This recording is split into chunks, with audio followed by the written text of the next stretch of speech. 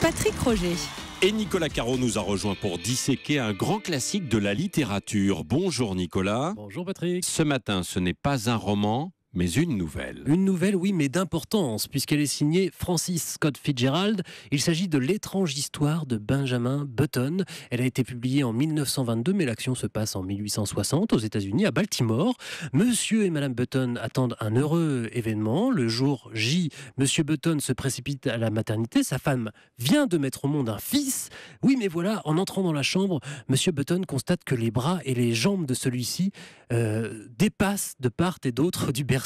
Il mesure 1,80 m, son fils, et il ressemble à un vieillard. Oui, ce n'est pas banal, Je évidemment. vous confirme. Ouais. Alors évidemment, Monsieur Button n'y croit pas, il est furieux, il croit à une très mauvaise plaisanterie, mais il faut bien se rendre à l'évidence, il s'agit bien de son fils, il s'appellera Benjamin Button. Oui, alors pour ceux qui ne connaissent pas encore l'histoire, il est élevé comme un enfant normal ou pas? Pas tout à fait, non, ce n'est pas facile de passer inaperçu, de s'intégrer, il est moqué, rejeté, il fait face à l'incompréhension des autres, de la société. Fitzgerald a voulu là dénoncer le poids des conventions, mais en riant, puisque cette nouvelle est à la fois un peu triste et drôle en même temps, comme nous l'explique Philippe Jaworski, spécialiste de Fitzgerald, qui a publié les œuvres de l'écrivain à la Pléiade.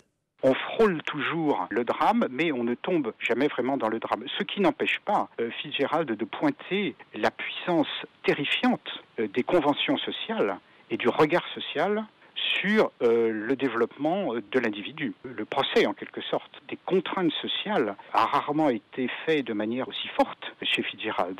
Mais pourtant, il le fait d'une manière assez légère, voire comique, voire bouffonne.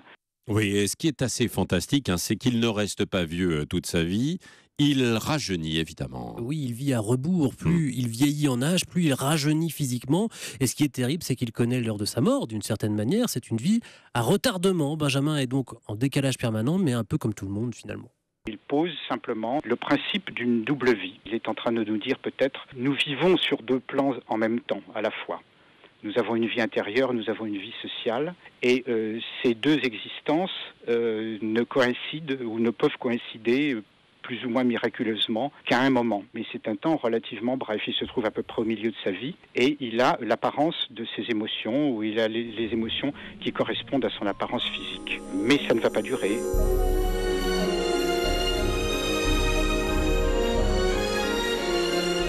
Voilà, on a parlé de la nouvelle, mais on entend cette musique qui nous ramène au cinéma. Et évidemment. effectivement, c'est la bande originale du film, adaptée de la nouvelle par le réalisateur David Fincher, avec Brad Pitt et Kate Blanchett. Formidable, En pour ceux qui n'ont 2009, pas oui, encore vu. absolument. C'est le français Alexandre Desplat qui s'était chargé de la musique.